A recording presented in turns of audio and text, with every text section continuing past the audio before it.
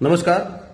क्या आपने सोचा है कि जब भी आप सरकार की नाकामी पर कोई सवाल खड़ा करते हो तो ये भाजपा के नेता, प्रवक्ता, ये छुटभैया कार्यकर्ता जितने हैं, ये देश हित, राष्ट्र हित के गाने गाने लगते हैं। ये इस तरह से बात करते हैं जैसे देश हित की परवाह सिर्फ इनको है और बाकी किसी को नहीं।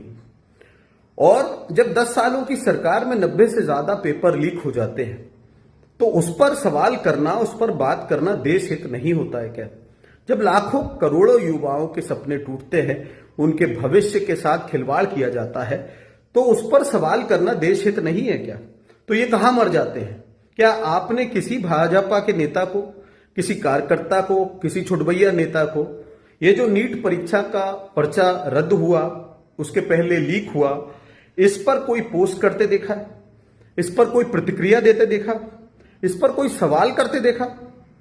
ऊपर से जो गोदी मीडिया है वो सरकार की साख को, इमेज को बचाने के लिए केवल इस तरह से, और अपनी इज्जत बचाने के लिए भी केवल इस तरह से बात करती है, ये सिस्टम का फेलियर है, ये सिस्टम का फेलियर है, और जैसे उनको छात्रों की बड़ी चिंता है।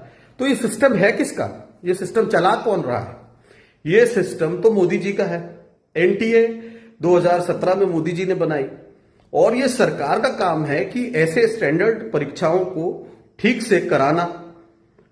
अब जब इसमें इसी सरकार के लोग फंसते हैं, बड़े अधिकारियों के नाम आते हैं, तो उन्हें कहने के लिए तो सीबीआई अरेस्ट करती है और बाद में छोड़ देती है, और उसके बाद सरकार उनका प्रमोशन कर देती है।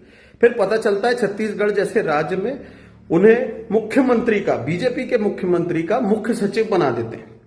तो ये सब कुछ संजोग है या प्रयोग? ये जो खेल चल रहा है, ये तो कह रहे थे कि हम भी चौकीदार हैं, हम तो एक एक चोरी पकड़ेंगे, या तो ये चोरी में शामिल है और इसीलिए ये सब चुपचाप हैं।